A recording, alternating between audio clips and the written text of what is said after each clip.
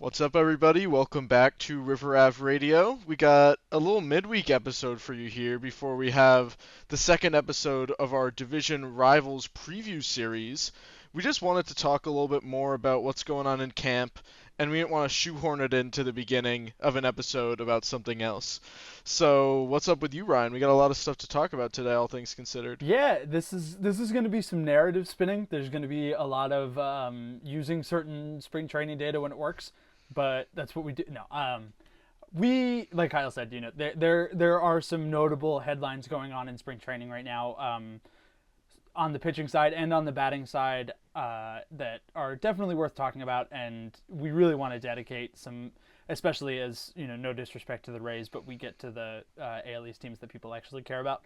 It's probably more important to dedicate a little more time to that. So if something happens between now and Friday, that's worth talking about. We'll talk, or now and Thursday when we'll be recording. We'll talk about that. But those episodes for the rest of spring training are probably going to be devoted towards talking about our enemies. So shall we jump right in so we don't keep our viewers waiting? Yeah, let's just get right into it. We talked a lot about on the last episode the pitchers, so we're going to be focused a little bit more on the hitters today. There's some interesting stuff to talk about. I think leading us in, we have Ryan McMahon, who everyone knows got him at the deadline last year. Excellent defender. Otherwise, not really excellent at anything else. He has always had kind of decent to above average exit velo numbers, and he walks a lot. He just whiffs in the zone a ton. But he changed his stance, and do you want to tell me a little more about that? Stance change first. Um, I yeah. didn't know what that So meant, by the way. yeah. Non-Giants fans, you might not get that. Giants fans, you probably will. And it's not worth explaining. But Ryan McMahon has changed his stance. I looked for a long time, and there's not a lot of. Usually, they have Statcast data on stances and where people are standing. They don't do that for spring training, as far as I could find. So I couldn't find the specifics, but he has changed his stance. He said that he was looking at videos of Bryce Harper and Ben Rice for inspiration on how to change his stance, which is One of the best first basemen in baseball, and Bryce Harper yep, right there. exactly. And so it's pretty interesting because as of now, his exit velocity in spring training and like batted ball data has been pretty poor, but his in zone contact rates have been really, really good. Like he's whiffing a lot less and he's making really good zone contact right now. But, listen, it's March 3rd, and at the end of the day, it's spring training, and he could hit 400 for the next month and then hit below the Mendoza line for the season. Like it's spring training is so funky, but I will say like it is definitely noticeable that Ryan McMahon has a 13.6% whiff rate and a 92.3 in zone contact rate right now, which is just like completely uncharacteristic of him, even in spring training. So that is notable. Yeah, it's really weird. Like, Ryan McMahon actually had an above average xWOBA last year. So he hits the ball really hard. He just had that one hole in his game that prevented him from being an above average offensive player. And like you said, he just basically completely switched around. Like he's 87th percentile so far in spring training in whiff percentage and 81st percentile in zone contact. Like those are elite numbers, except his max exit velo is now 28th percentile, and his other like it's just kind of crazy to look at. I do think though that any change at this point is a good change. Like Yeah. I doubt he will get worse than he was offensively, especially as a Yankee, because he was honestly better as a Rocky somehow than as a Yankee. But this isn't the first case where the Yankees have traded for a Rockies guy and fixed him in year two. So I follow, if you know, like I think his name's like Talks to People Dude. on no, the world number one Ryan McMahon hater, who's great follow on Twitter, but I see a lot of Ryan McMahon hate on my timeline because of him. Yeah, that's my guy. But despite that, I'm going to go ahead and say Ryan McMahon, hope season. And he still Yeah, plays good defense, so. I think we had said that if he didn't start hitting this year, the trade is a bust. We're paying him $16 million a year, and I think that is reasonable. And I've I've been on the Ryan McMahon train since the end of last season. And it's not even, I guess, like it's addition by subtraction. Like I honestly just assumed he was going to get better because the Rockies hate data and information and being accurate. So it's, I think, just being in a real organization, he's bound to get better either way. But we'll see what happens. It's encouraging so far. We talked about this last week. It's much better to sit here and say, damn, Ryan McMahon is really making better swing decisions and making contact in the zone, rather than, oh my God, Ryan McMahon still can't hit a fastball in the zone, or he actually does it. He can't hit in the zone. What are we doing? And so spring training has been actually very positive for the Yankees so far. We've been beating the crap. I mean, we mercy ruled Panama today, which Jose Caballero got to be on the other end of things once again. So He's been doing well though so he's far spring training. been doing very well, and I actually think that that's a good segue into Jose Caballero. I think two things are important to note. Actually, well, one, the Yankees have been probably the best team with ABS so far this spring. They're first in overall challenge percentage and fifth in overall win rate. So Statcast defines a challenge basically it defines challenge rate as how often you're challenging when there's a challenge to be made. So, a ball outside the zone, whatever, things like that. The Yankees have a 12.2% challenge rate, which is the highest in baseball.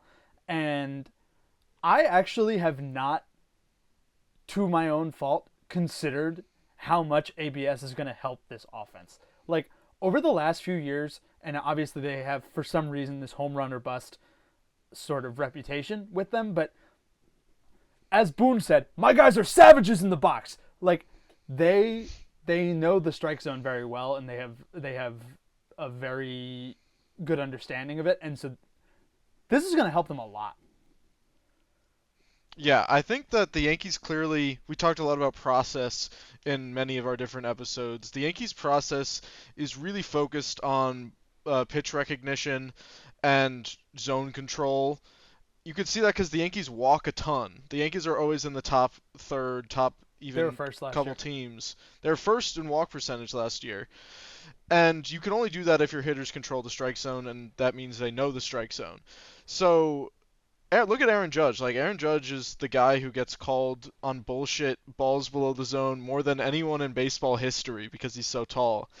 And I haven't seen Judge specifically challenge this spring training. I don't know if you've seen it. I don't think he has yet. I think I saw one, maybe. Maybe once. Let me But look it up. either way, he's going to be the guy that's getting a lot of these challenges on on offense. Like, I think they're just going to say, Jazz, you do not get the Tape challenge. the You are bat to never his head. allowed. You are never allowed to challenge. Judge, you get to challenge as much as you want. And I think that the Yankees will walk even more this year, and I think that it'll overall just make their offense even better than it was last year. And to be clear, their offense was objectively the best offense in baseball last year. So better is good. Just for clarity's sake, Judge has challenged once, and he actually lost that challenge. So maybe not for Cap, but no, just kidding. Anyways, moving back to Jose Caballero, who has some pretty lofty personal goals for himself this year. Kyle, do you want to start us out on Jose Caballero? Or I guess not Yeah, lofty, obviously, but lofty first. this is kind of Cabby's first year with a dedicated starting spot at one position. When he played with the Rays, he was more of a util guy, and when the Yankees traded for him, he also was kind of filling that util role. But with Volpe out, he's going to be the everyday shortstop, and I don't think there's anybody on the team or in the minors besides George Lombard who definitely, although he's been doing great this spring training, we'll talk a little bit about him later, is not going to be starting on the Major League roster.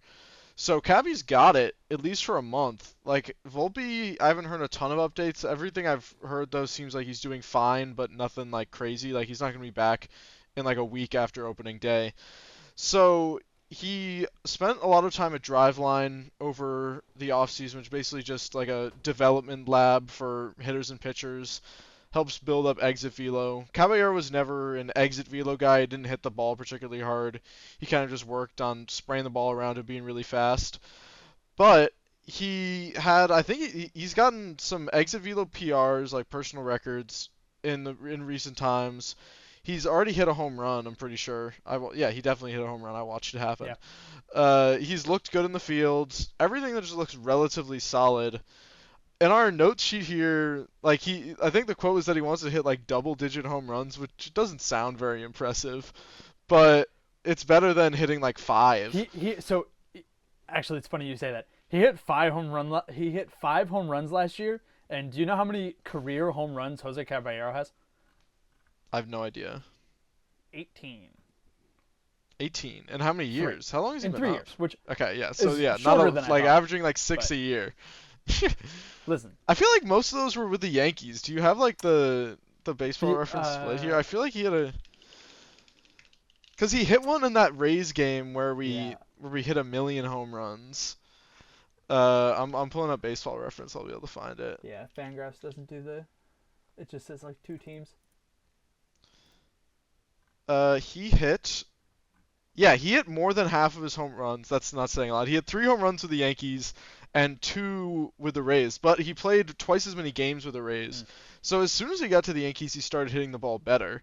Jose Caballero went from a 630 OPS with the Rays to an 830 OPS with the Yankees last year.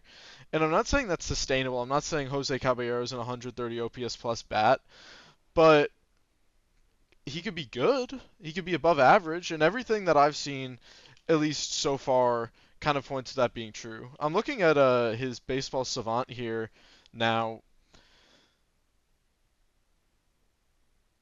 Yeah, he was 90th percentile in walk percentage last year.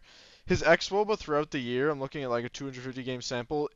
It's not just his underlying stats. Sorry, it's not just his service level stats. His underlying stats did go up for pretty much the entire time he was with the Rays. He had a far below average xWOBA, and basically as soon as he got to the trade, he went to about league average. So league average with elite speed and good defense that's versatile at multiple positions. Like I feel like he's a winning player at this point. And we gave up like fucking Everson Pereira to get him. Like I would give up $1 million to not have Everson Pereira on my baseball team. Yeah, I feel like a lot of the Yankees improvements are coming from like just fine, not awful. Like the Yankees, Ryan McMahon. Let's say Yeah. Ryan McMahon comes out and puts up like an 85 WRC plus. That is still marginally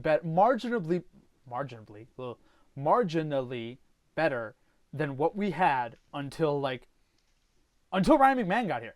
We were watching Oswald Peraza, old man DJ LeMahieu, like the breaking down body of Jazz Chisholm at third because it was like literally destroying him to play there, and we were still the best offense in baseball. We were still one of the best teams in baseball.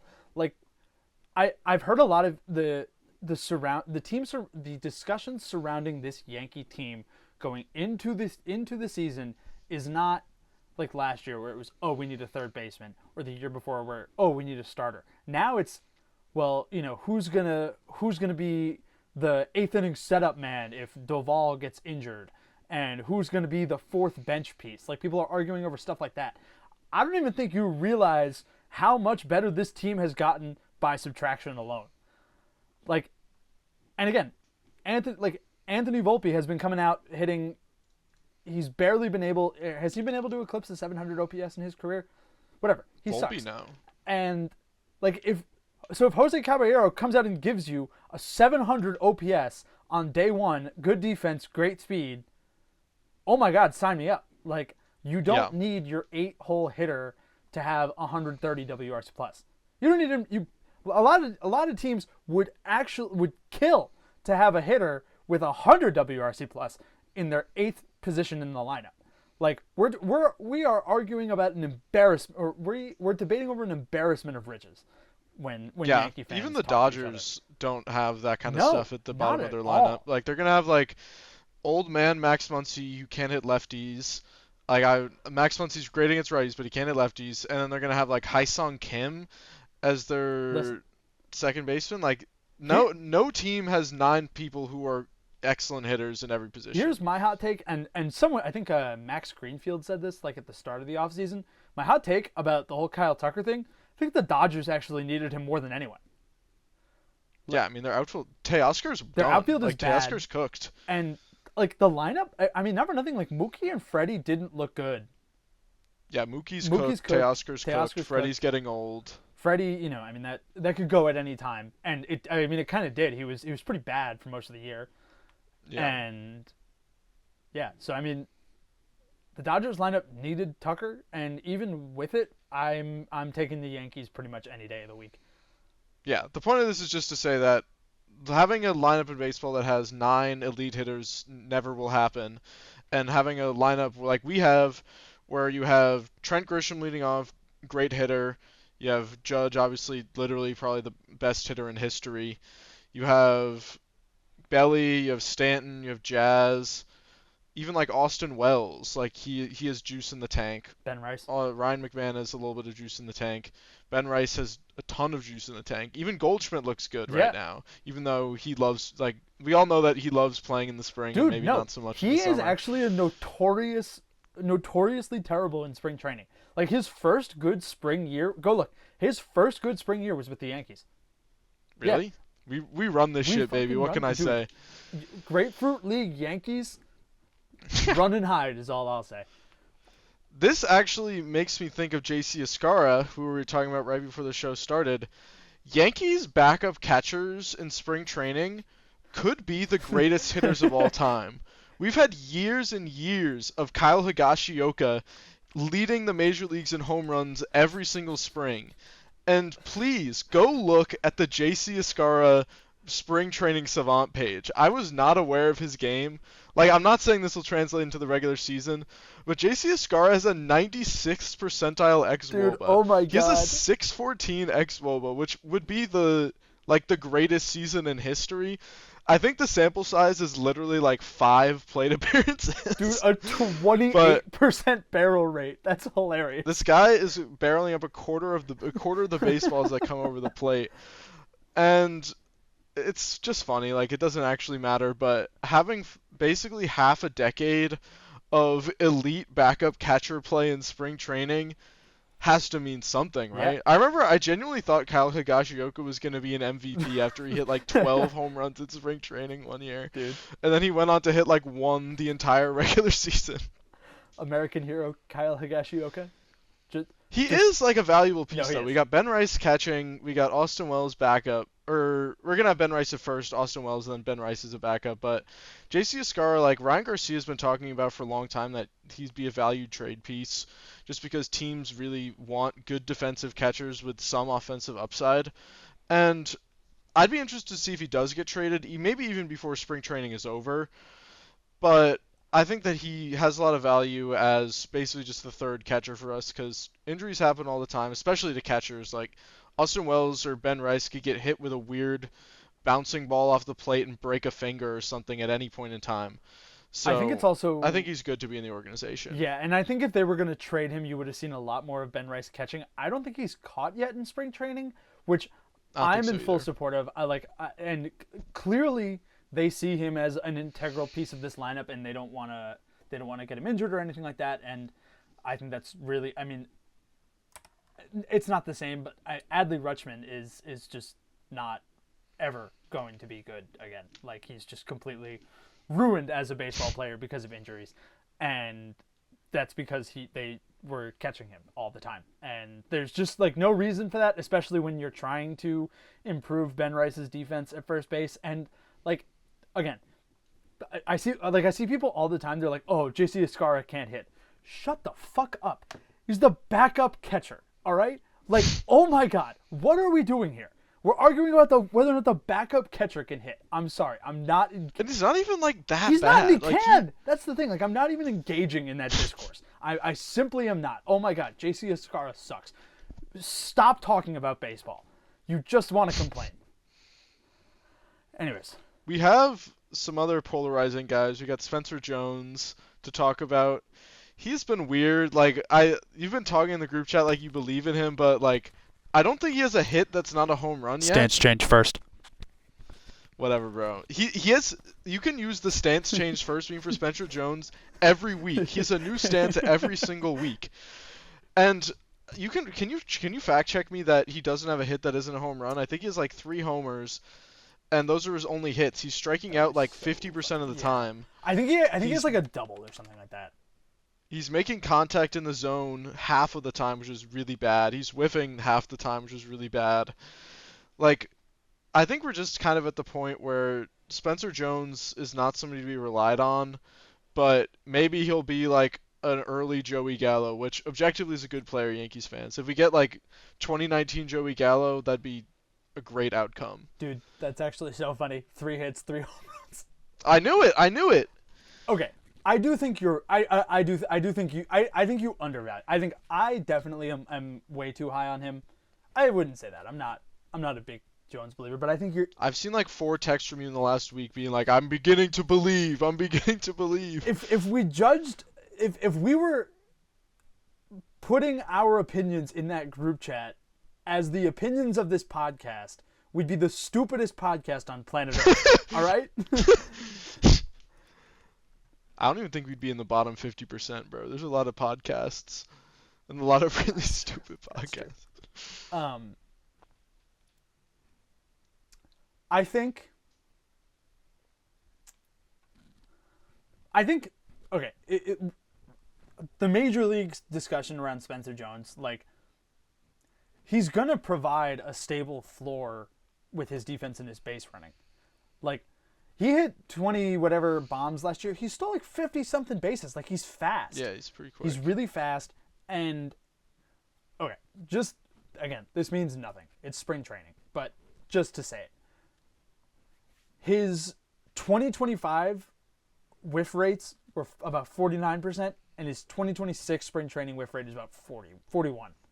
The zone contact rate has gone up from 52% last spring training to 66% last regular season to 91.7% now. Small sample size, whatever. That's a big jump, and it's a noticeable difference in the stance change. And I was looking at the wrong stats here. Because when I was saying those numbers, I was looking at his 2025 spring training. No, yeah. Which is So you only has a 33.3% strikeout rate, but that's a lot better than 44.4, which is what he had last spring training, and it's about in line with his K percentage in 2025 in the regular season. Listen, but if Spencer Jones is not going to make an impact on the roster this year, hopefully, I mean, if he does, something has probably gone terribly wrong. But I think if Spencer Jones hits like this, where he's making good zone contact, like if he's making just not the worst ever zone contact, his power is exciting enough to give him a shot and give him some run. And like I said, like Trent is going to probably, unless Trent overperforms what he did last year and the underlying metrics are still there, I really don't think Trent Grisham is going to be here in 2027. And even if I don't know, I've heard a couple of the beat reporters talk about that, but whatever, that's getting way ahead of ourselves. Center field is probably going to be open next year, and I mean Spencer Jones plays center field. That's his natural position, and he's a good defender. He's always been a good defender. Like he unlike Jason Dominguez can provide, if nothing else, the floor of a good defenseman who runs like hell when he gets on the base. And yeah, if he can find the ball, he's going to send it 400 something feet. Yeah. And I think that if he's running like a similar strikeout rate but with a much higher zone contact, I think that's relatively sustainable. Yeah. And if we're talking about his age, he's going to be 26 if he comes up next year, which is very old to debut, but that doesn't really matter. Like, Judge came up when he was 24, I was just gonna but ask he really, his first full season was when he was 25. So coming up late doesn't always mean it's a bad thing. Like, it means he's more developed. It means he's more physically mature. People tend to peak in terms of production in their, age 28, 29 type of seasons, so he's closer to that kind of peak there. And production isn't viewed like in an overall sense. Like it's not in a vacuum. Like if he comes up and is productive, I don't give a shit how old he Yeah. is. And it's not like he's 35. Like it's not like his drop off is coming if he comes up tomorrow. So I think he's kind of just like a lottery ticket in my Hmm. mind. Like odds are he's worthless in terms of major league production, but there's always a chance that he's going to be a big winner, and I think that could be fun, at least fun for the Yankees. I'm saying that now, but I might be wanting to pull my hair out after seeing him play for half a season. But only one way to find out. He doesn't have a lot of trade value, so I think we'll be seeing him soon. I don't think that it's likely that he's worthless. I think maybe it's likely that his major league hit, or his hit tool won't translate to the major leagues, but I think he's going to provide a solid floor as a player. I don't necessarily agree just because outfielders who can defend and can't hit for shit are kind of dime a dozen. Like, think about how many outfielders the Yankees have had that can defend and can't hit for over the last 5 years. Like Yeah. Florial, Everson Pereira, who we were just talking about. All these like kind of top-ish Hmm. prospects in the Yankees system that they play good defense, but they can't really hit. And there's tons of these guys across the league that you could get on them, or even people that aren't even in the league anymore that you could get on a minor league deal that could play defense. Not all of them have the speed upside that Spencer Jones does, but it's not realistic to expect Spencer Jones to steal 50 bags in the major Right. leagues anyway. Like Volpe stole I think 80 bases or something in the minor leagues before he came up, and he's never stolen even anywhere close to that in the major leagues, even when he Hmm. was a relatively productive baseball player. So overall, the Yankees lineup, I don't know if you have anybody else you specifically want to talk about, Uh, but we're looking pretty good. Like yeah. Stanton played today, not much to say. He hit the ball really hard. He looks to be relatively healthy. Hit the ball 114.5, struck out. That's Pretty what he does. Stantonian day, I'd say. Uh, With the pitching, oh, on the other hold on, real hand, fast. Let go me on. let me ask before we move on to the pitching. Who is your offensive spring training MVP so far? I would either say like a boring pick is Paul Goldschmidt just because he's been pretty excellent, but I think that's a little fake. I do want to give a shout out to George Lombard Jr. Yeah, as a low-key I mean, spring training MVP. defensively, he is just a wizard over there. I mean, you could bring him up now. Yeah, You couldn't, but I mean, you could bring him up now and expect Gold Glove defense off the back. I mean, it's just. he's been playing multiple positions as well. Mhm. He's been doing crazy defensive shit at every position. He's also been hitting the ball hard. He has a 90th percent like 90th percent EV. He's 108.8 90th percentile exit velocity is excellent. He's barreling the ball up. He's hitting the ball hard. The only thing is he's really not swinging, which is Mhm. something interesting. He's swinging literally the lowest. He's in the first percentile of swing percent of anybody in spring training. So he's swinging the least. So he's kind of being passive, which is something that doesn't work super well at the major leagues because if you're passive, pitchers will attack you because their stuff's a lot better than in the Right. minors and the competition he's facing in spring training. But he's also walking a lot because of that. He's not striking out a ton. His zone contact still is decent when he is swinging. He's not whiffing a lot. So overall, George Lombard Jr., low-key spring training MVP. Not to say he's been the best player on the team, but at least one of the players that's impressed me the most. What do you think for your pick? Um. Well, first of all, I just want to corroborate the George Lombard MVP because and Ryan Garcia has been tweeting about this a lot. I mean, the defense has just been unbelievable. It's crazy. And he Yeah, has it looks been. good. I think the issue last year was that he wasn't barreling a lot. He wasn't hitting the ball very hard in Double A. So I think it's good to see that. But my spring training MVP so far is Ryan McMahon. I haven't had a chance to really sit down and watch a full game yet. You know, I'm catching him where I can, but I feel like every time I get the notification or I see it, Ryan McMahon is making a nice smooth play at third, or he's he hit a home run. He's hitting really well in spring training so far. Um,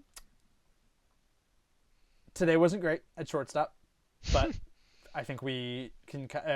That was for those of you that don't know. They tried Ryan McMahon at shortstop today to see if they could use him in a pinch during the regular season, and they got their answer. No. Um, What happened? I didn't even Dude, see. he couldn't field an 85-mile-per-hour grounder. Okay, it's not great. It's not, yeah, just, and like, if Ryan McMahon doesn't hit, he's going to have a lot of problems in the fan base. You don't need to make it worse by putting it as shortstop. It's IKF all over again, bro. Like, we just don't need to do it again.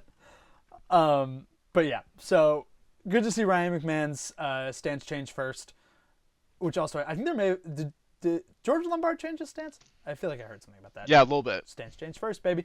Stance change first. I'm going to start saying that now.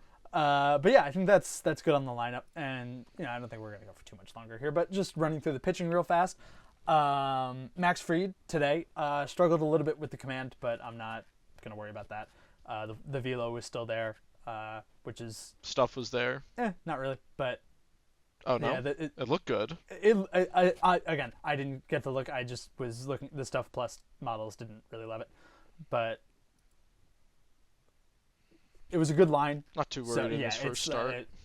And at the end of the day, like 3 innings pitched, no runs is 3 innings pitched, no runs. So only 1 hit. Yeah, 1 hit, 1 strikeout, three walks. He did struggle with the command, and the zone rates weren't good. But again, it's his first start. I'm not worried about this. Luis Heel had his second start and was really bad. It's getting worrisome for me. It might be over. Like I wouldn't like. Can you even use him in the bullpen if he's topping out at 96?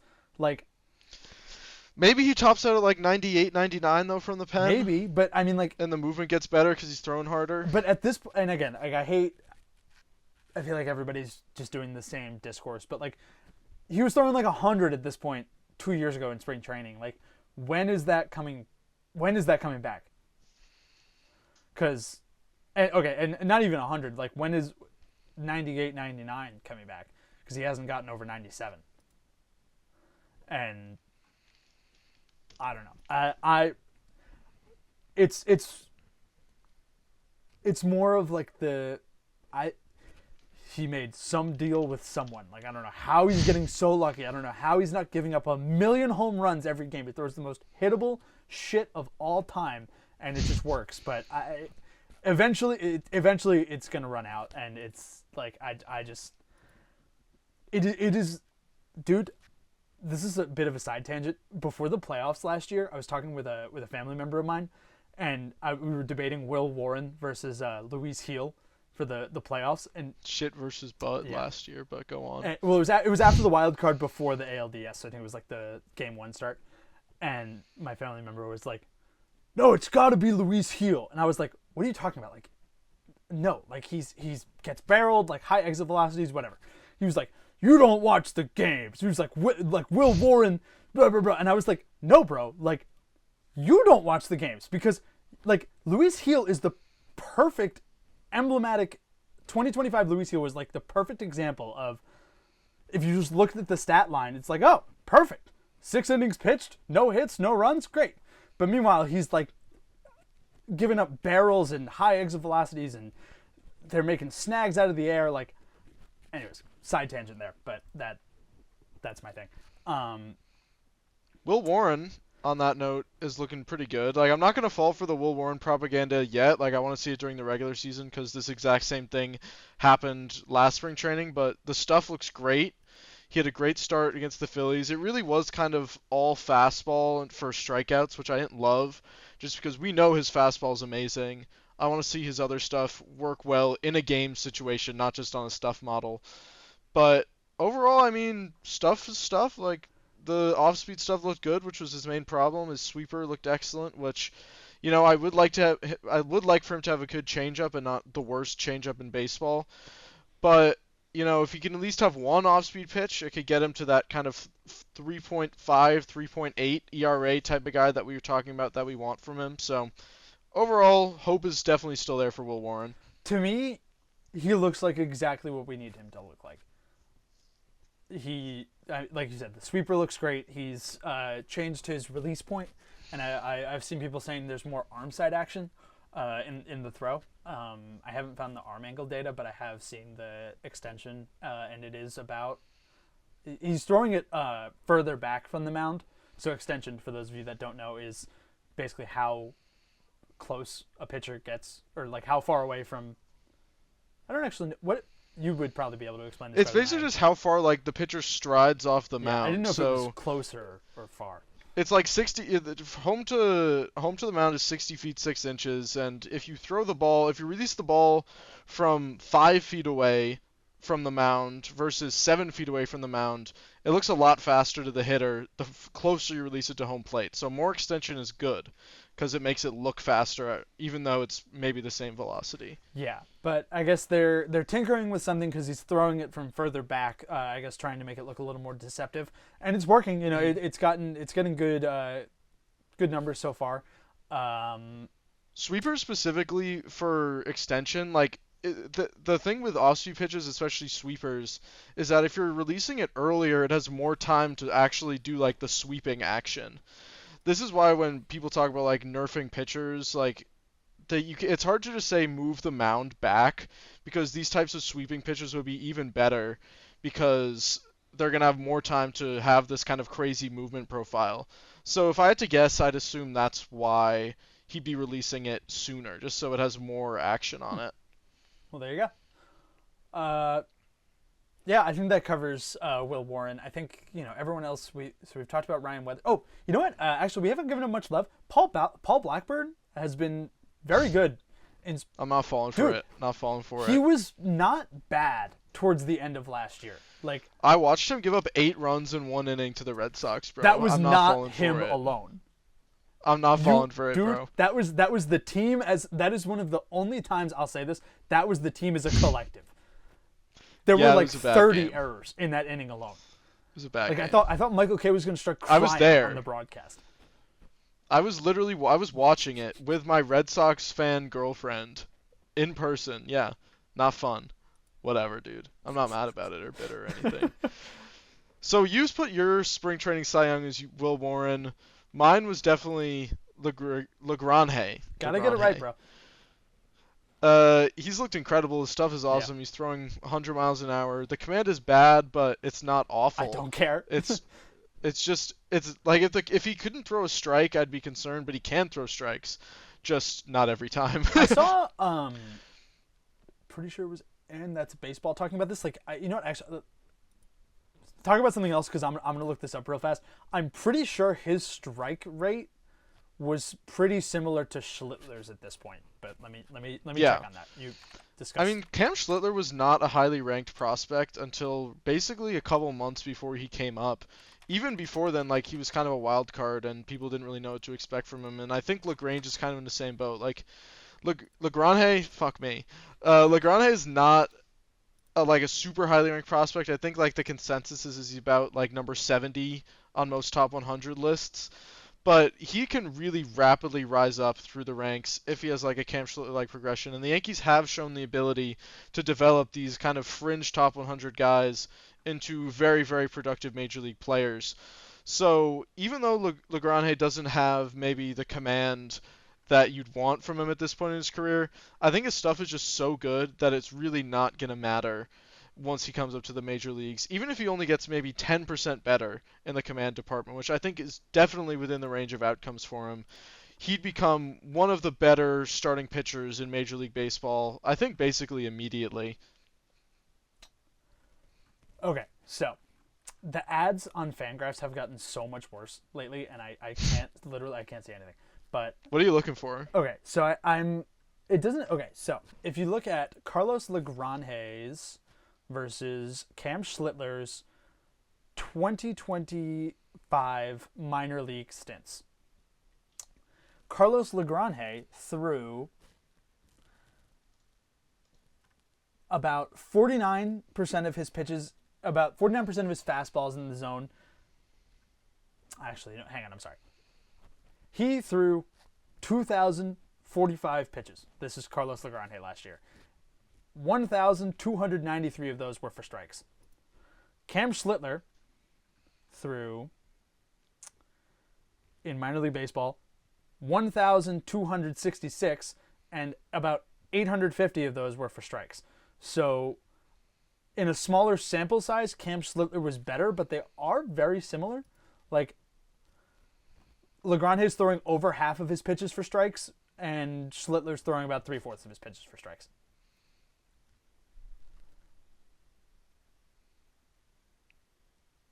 I'm trying to find. Usually, I was looking the other day. There's like a strike percentage, but I can't find it.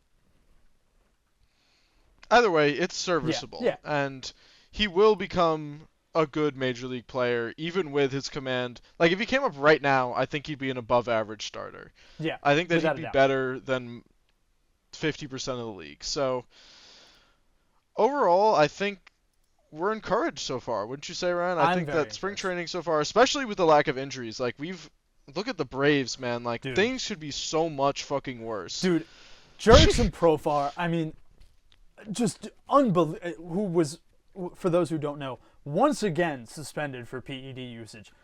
2 years in a row. That's unbelievable. I mean, like, I would be so mad if I was a Braves fan. I think you'd have to take my Twitter away if that happened to someone on the Yankees. Like, At least they don't have to pay him this year. Yeah. Like, he doesn't deserve that money. no, dude, that's just like awful. But yeah, So yeah, so far no injuries. A lot of players look like they're doing good improvements. We're not falling for anything crazy yet. We're not pushing any insanely bold narratives, but we're excited. we are. And real fast, just to kind of run through this in my head, Cade Winquist, struggling a little bit with the long ball, but still looks pretty nasty. It's kind of been a lot of either end of the spectrum type things. Angel Chivilli has not pitched very much yet, I don't believe, so there's really not much to report there. Ryan Weathers hasn't had another start. Just trying to think of all the impact makers. And Ryan Yarbrough. I would like to see Doval. Ryan pitch a Yarbrough has little been more. called up to Team USA, replacing Tarek Skubal after he leaves. So A real lefty Yep. going in to replace that fraud bum. from the AL Central. Dude, I get it. Contract year. 55 pitches against Great Britain. Like, Yeah, it's you can't fraudulent. even stick around for like the DR game or something like that. Like, come on, man. I'm not. I happy could about go it. out there But the and US, throw 55 the US pitches is gonna whoop everybody's against ass. I Great don't care. Britain. Like, There's 2 times I'm patriotic in this world, during the Olympics and during the World Baseball Classic. So let's fucking go, baby. This is quite a run. So we'll be seeing you again later this We week will. for the next division preview episode. We're going to be doing the Orioles. Ben So Rice's talk to you little soon. Thanks baby everybody sons. for tuning in to this shorter episode, spring training update. Hope you got some interesting information out of it. I am Kyle. And I'm Ryan. Make sure, like and subscribe if you're on Spotify. Please download, leave a 5-star review if you're on YouTube. Like, subscribe, share, follow us on our socials. We say it every time. We're pretty funny on our socials, I have to say. So, and yeah, we're looking forward to baseball. So, we're starting to sniff some real games here. World Baseball Classic. Team USA. Yeah, go Team USA. It'll be exciting.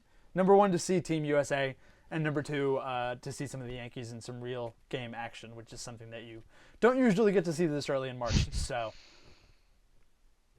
We'll see you later.